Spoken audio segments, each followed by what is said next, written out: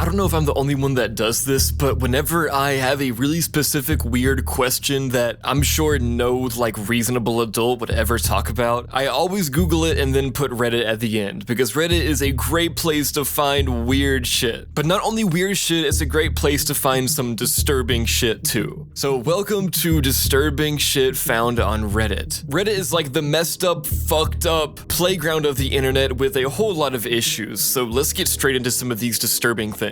Lamp story. The lamp story refers to a comment made to a post from r/AskReddit in 2012 titled, "Have you ever felt a deep personal connection to a person you met in a dream only to wake up feeling terrible because you realize they never existed?" The throwaway account used to post the reply is deleted or banned, but the story can still be found. The story starts off like this. "My last semester at a certain college, I was assaulted by a football player for walking where he was trying to drive. Note, he was 325 pounds and I was 120. While unconscious on the ground, I lived a different life. In the different life, the Redditor met a wonderful nondescript lady who he immediately fell for, going months chasing her and dispatching some of her jerk boyfriends." Dispatching is in quotes there. After all, he finally won her over, and for the next 2 years they dated before getting married. Almost immediately after marriage, she bore a daughter. "I had a great job and my wife didn't have to work outside the house. When my daughter was 2, she, my wife, bore me a son. My son was the joy of my life. I would walk into his room every morning before I left for work and doted on him and my daughter. His life was perfect, living the dream with a great job, a beautiful wife, and 2 children. For some people, that's their dream and they would be jealous, but this was only but a facade for the Redditor. For when he looked at a lamp in the living room, everything changed. One day, while sitting on the couch, I noticed the perspective of the lamp was odd, like inverted. It was still in 3D, but just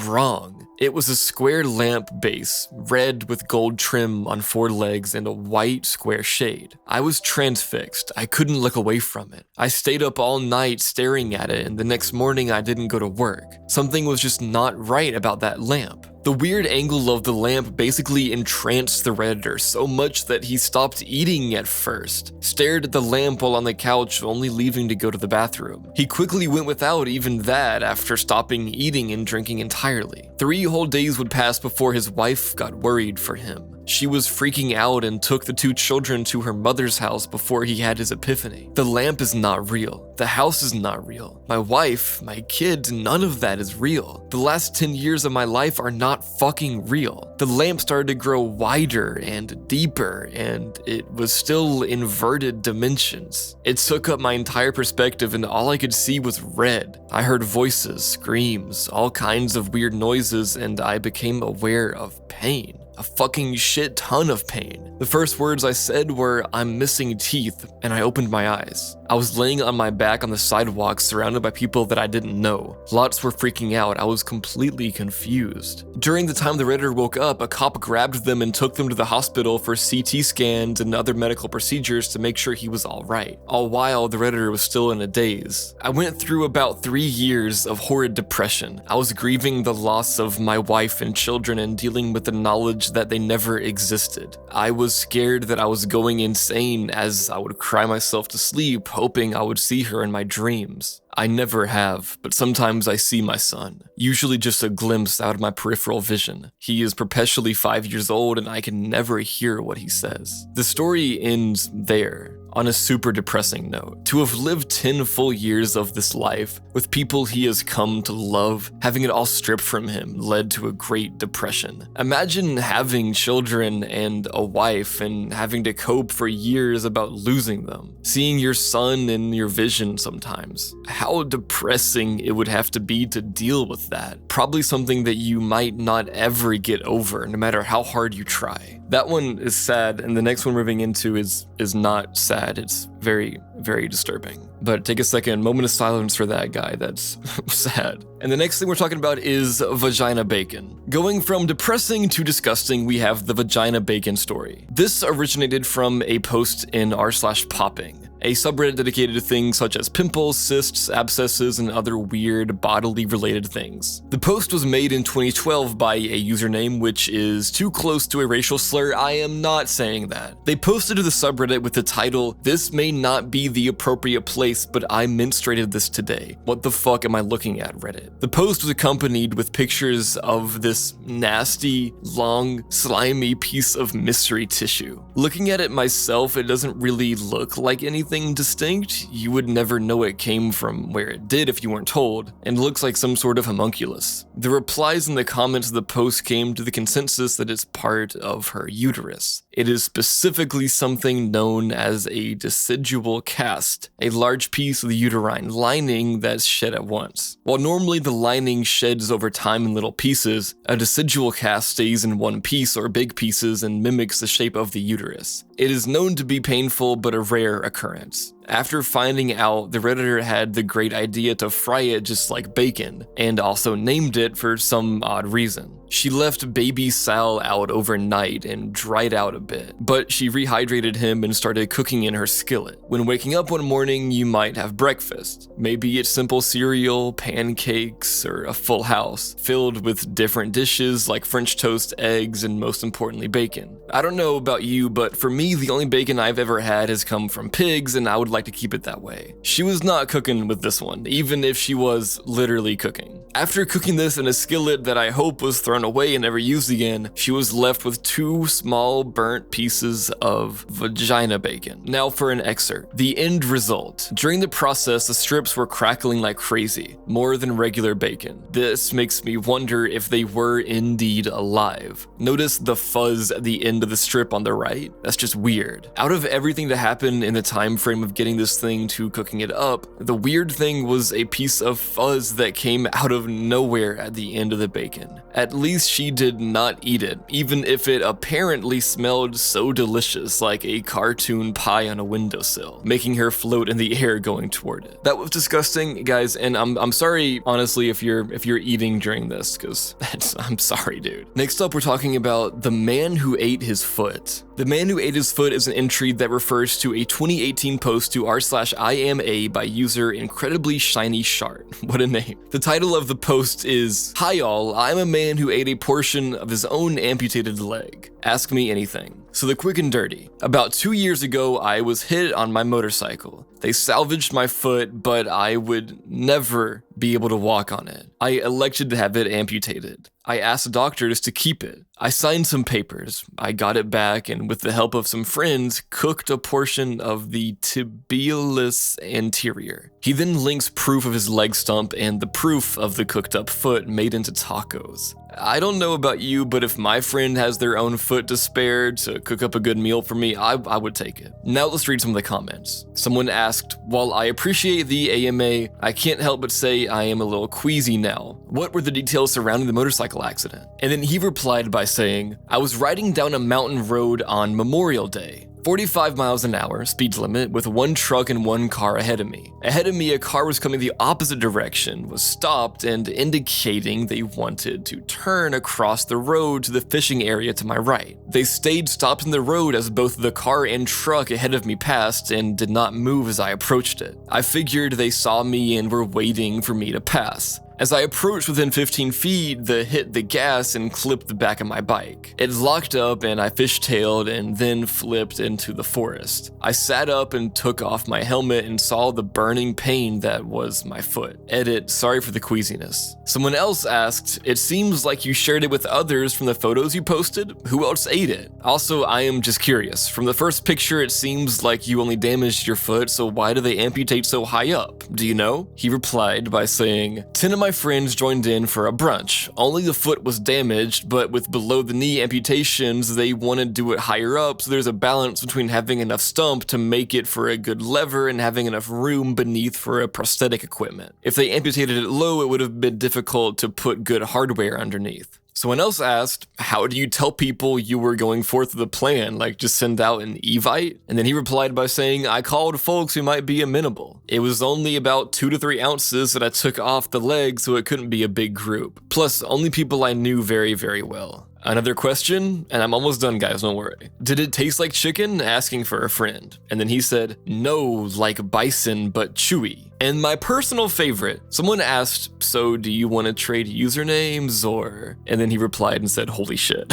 And then next up, we're talking about one called My Mom Poisoned Me. This entry refers to a post made to r/offmychest by throwaway account u/poisoned by mom in 2013. The post was titled, My Mom Has Poisoned Me. Very straight to the point for a Reddit post, but it was 2013, so. This is a throwaway account. Ever since I became an adult about a decade ago, my mother has been against me moving out of the house. I finally got a job as a line cook 3 years ago. My mother, and rest of my family, which includes my sister and father, has been against it, mainly saying that such a job cannot sustain me, which was true. They also said that I would hate working, which turned out to be false. About a year and a half later, I quit due to health reasons. The following spring, I got a new job as a computer programmer. While they seemed supportive at first, my mother and sister, who I lived with, gradually became hostile. Eventually, I moved out of the house. About a month later, I lost my job, and about 3 months later, moved back home. While most Redditors want to live in their mom's basement, this one doesn't. For some reason, their mom and sister did not want them to leave the house or work, which makes you wonder, how far would this mother go to keep their child at home? It's very weird to not want your child to work, especially for their own money and enjoyment. Everything was cool at first, but as I was getting calls from recruiters and going to job interviews, they gradually became more hostile again, accusing me of being distant and not caring for them. However, they seemed to be very controlling and hateful of the fact that I wanted to move out and have a decent job. So last night, I finally got that job as a programmer again, but it was out of town. I had just enough money to relocate to the new city. They became very hostile starting a few days after I left, accusing me of not loving them, of hating them. The behavior from both of them is so strange. Why would you accuse your child or sibling of not loving you simply for wanting to move out for a job? The controlling nature of both of them is very evident, which leads to a lot of suspicion in what happens next. On the day before I was scheduled to leave, my mother gave me 2 of the styrofoam ramen noodle cups and tore that cardboard covering that normally comes with it and threw it away. I was suspicious that they would try to sabotage my life, so I was careful in not trying to anger them.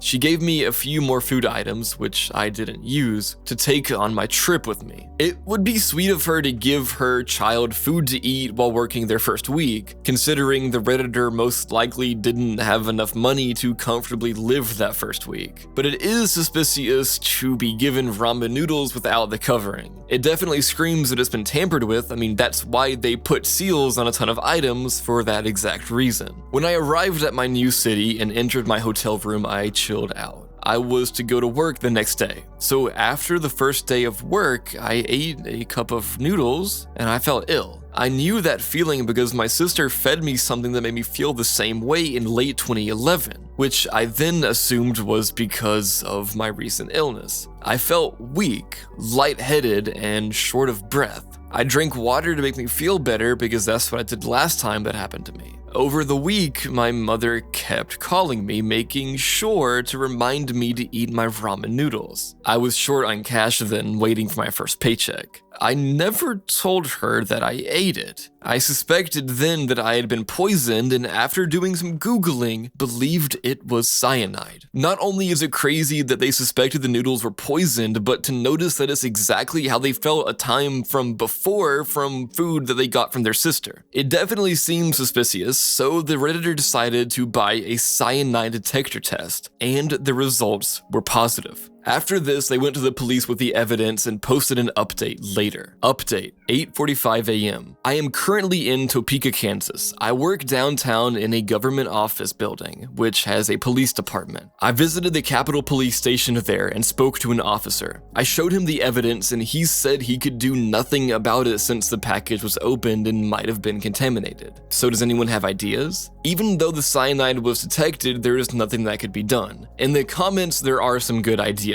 Ask her to mail you more noodles. We'll have proof of sender and can get that batch tested. Was thinking that as well. Let her know you ate the noodles too and don't let off that anything happened. She might try to up the dosage for the desired effect. If that happens and you get the batch tested, you've got a solid case. Plus, any familial ties you might have might come back into question if she actually does double your already potentially lethal dose. Someone else said, cyanide stays in your hair follicles for years and can be dated. As far as piss tests or blood tests for cyanide goes, they are inaccurate at best. IIRC from my chem class in college, I think the professor told us that the false positive rate for any cyanide test, other than hair follicle, is 4 to 1 or something ridiculous like that. Also, since the hair follicle testing can be dated and is far more reliable, it can be admissible in court as evidence, something that the police can actually use rather than some piss card that hasn't been properly kept as evidence and is inaccurate. The hair follicle test is done at a lab by a trained personnel. TLDR, get a hair follicle test done. More reliable, actually can be admitted as evidence and can be dated. Edit, I also think that via the hair follicle test they can determine dose size as well. And then another commenter said, I would suggest calling your mom or waiting for her to call you and telling her you've been very sick and haven't felt up to going to the store. Is there any possible way that she'd send more food? Play it up if you have to. Tell her how sorry you are to burden her like that and that you appreciate it so much that she will help take care of you when you need it. If this really is true, it sounds very much like she has Munchausen by proxy syndrome. These kinds of things feed right into what they want to feel and hear. She needs to know you need her. Just to note, Munchausen syndrome is a psychological disorder in which someone falsifies, exaggerates an illness for attention. These people often lie about their illnesses and psychological disorders, embellish details of illnesses they have, and often go far to become ill or fake illness for attention. People who have Munchausen syndrome often do it not for any medications, financial gains, or to get out of doing things. They mainly do it for the sympathy and special treatment and attention given to those with the illness or psychological disorder. Munchausen by proxy, or MSP, is Munchausen syndrome but is done on behalf of someone else. The most likely to have MSP are caregivers like mothers, seeking attention through illnesses in their child. What I think when I hear MSP is Gypsy Rose's mother, falsifying illnesses and going through a ton of medical procedures for attention. Although I don't think there's been an actual diagnosis or agreement on her mother ever even having MSP. And there is a lot of weird things going on with the case of Gypsy Rose, especially after she got released. The name of MSP was changed to FDIA, or factitious disorder imposed on another. This is what a few comments hinted at when looking at the post made by the Redditor. A few months after the original post, the Redditor made a second part. A few months ago I posted this. I was only able to file a police report, but only that so far. The police do not have enough evidence to investigate. I have gone no contact with my family. I currently live in a cheap motel in Topeka, Kansas. Yesterday, after getting home from work, I work for the Kansas state government as a software developer. The lady at the front desk told me that my mother called them to speak to me. For security reasons, the motel needs both the name and room number, and my mother didn't have my room number. She didn't even attempt to call my cell phone, which makes me believe that she just wanted to know if I was staying there and where. So this morning I leave a little earlier than usual. The sky was still in the early twilight phase. I take the bus to and from work because my car blew a gasket almost a year ago before I moved and got my current job. As I was walking towards the bus stop, I saw someone in a strange car. She told me that if she visited, she would be using a car rental, using the finger to tell me to come here. I looked but kept on walking. Then she opened the car door, and she was in a black outfit in a hood, which is strange for my mother. Then I knew it was her when I saw her face. She told me to come here, and I said no, kept a good distance. She said that she just wanted to know if I was okay, so I said yes, I am. She said that she just wanted a hug, but I said no. I don't know if there was anyone else in the car with her, but she is a gun owner and a good shot. She routinely kicked all of our asses in Duck Hunt when I was a little kid, and still pwned when playing Wii games with a gun controller. I ended up taking another bus to get to my job. So when I get off work, what is the best way to go home? Or should I even go? If not, where should I go? I really think that it's not safe for me here in Topeka. So if anyone knows of any .NET development jobs, please PM me. Also, please give me some advice. Even after leaving and losing contact with her, the mother tried everything to find and talk to them. Being approached by her in that outfit must have been so scary for the Redditor. It feels to me like a kidnapping plan. It makes it scarier knowing that she is a gun owner and has always been a good shot. Comments left by the Redditor give a bit more insight. What does she have to gain from your illness or death?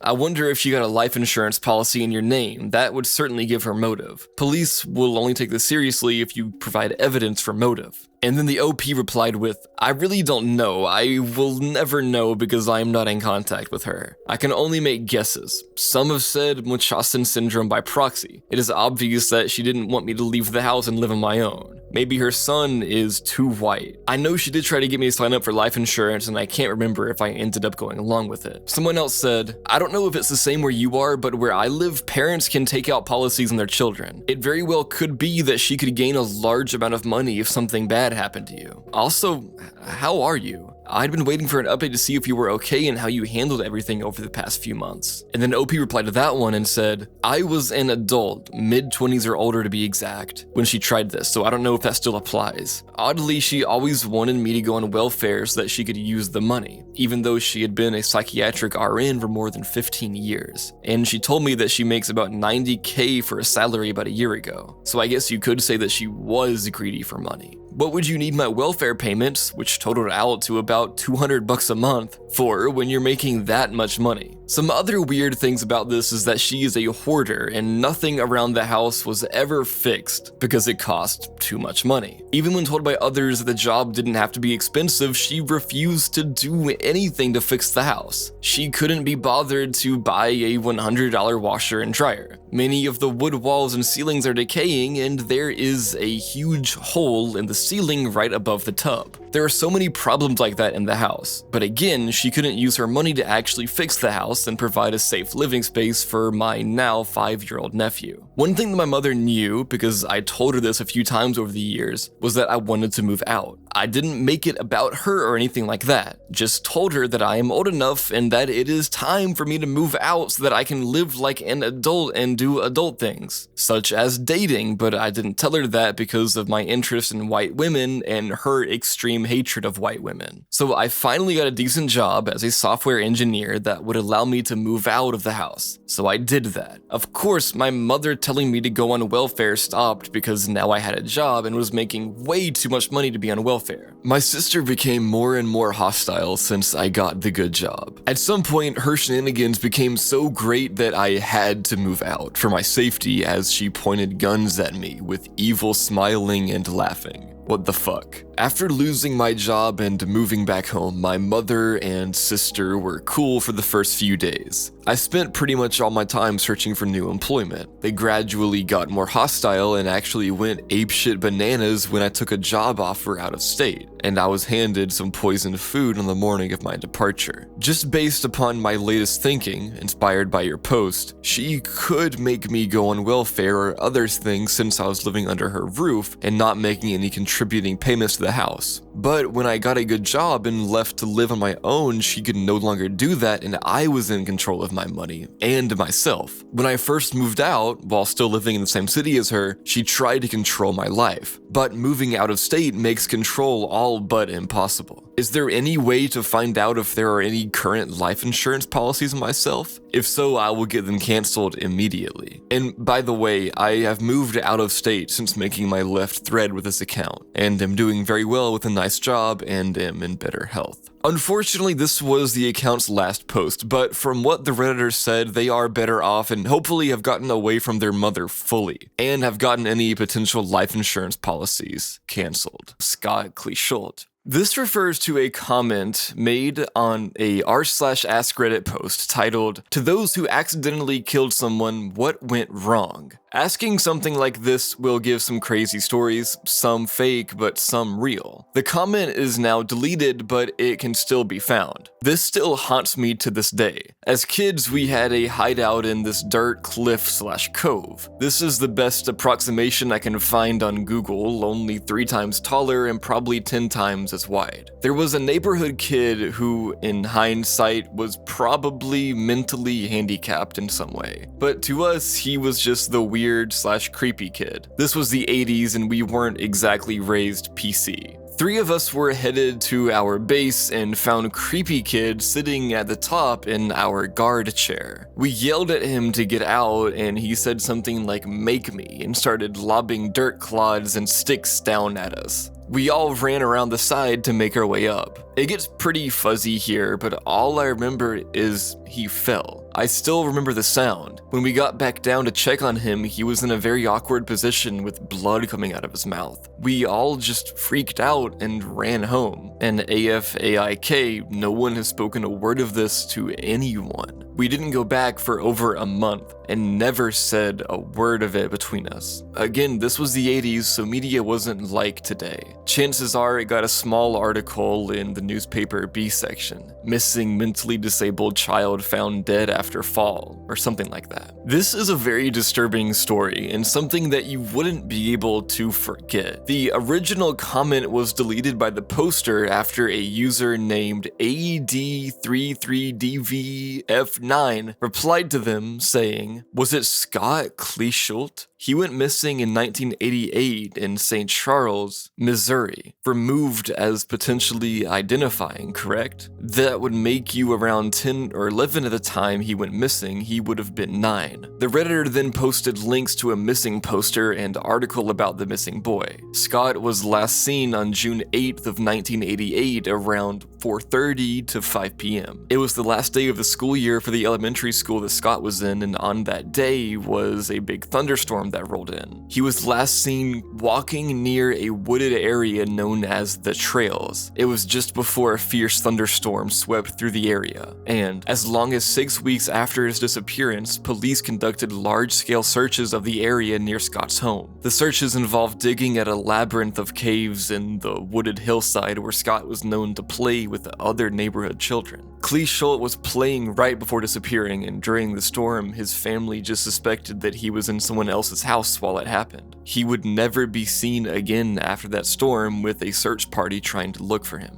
Bloodhounds from that search party trailed his scent for 5 miles northeast on Fox Hill Road, but the trail was lost. 2 main theories were made during the time of his disappearance. The first being that Scott was lost in the storm and drowned. The storm was bad and it would be easy for this child to drown, especially in a hilly area. The other theory is that Scott was abducted. One of the only main leads was an investigation into a Michael J. Devlin. Michael abducted 2 children, one in 2002, Sean, and another in 2007, Ben. They were both found alive in his house in January of 2007, thank God. Ben was only missing for 5 days before being found, and Sean was in Michael's house for over 4 years. Michael now serves life in prison after pleading guilty to kidnapping and child molestation. But there's never been a link from him to the disappearance of Scott. The only other link in Scott's disappearance is from this Reddit comment. I don't know if it is this kid. If it were him, and if the story is what you said, it seems likely his body would have been found. A corpse of a 9-year-old at the bottom of some land formation can get washed away pretty easily in a storm, however. If it is or isn't him, you need to talk to your local PD. After this comment was made in response to the original comment, the post was deleted and the response was taken down due to identifiable information. Even after taking out the information, it wasn't reinstated. AD33DVF9 would then make a post to r/undelete, a subreddit dedicated to posts deleted by mods on various subreddits. One thread of comments adds some detail about the case. The location that is now Fox Hill Park in St. Charles had dirt trails and several steep gorges cutting through it in 1990. It's a little over a mile by foot from the last sighting of Scott Cleeshult. Route I-370 wasn't built then, so it was accessible by foot. Today it has been graded somewhat and has stormwater management areas, but you can still see the cliffs. Someone else said, "You're right, and if you look at the Google Earth satellite imagery from 1990 to 2002-ish, you can still see some distinct gorges and cliffs. It looks like it's definitely been graded and leveled out a lot since then."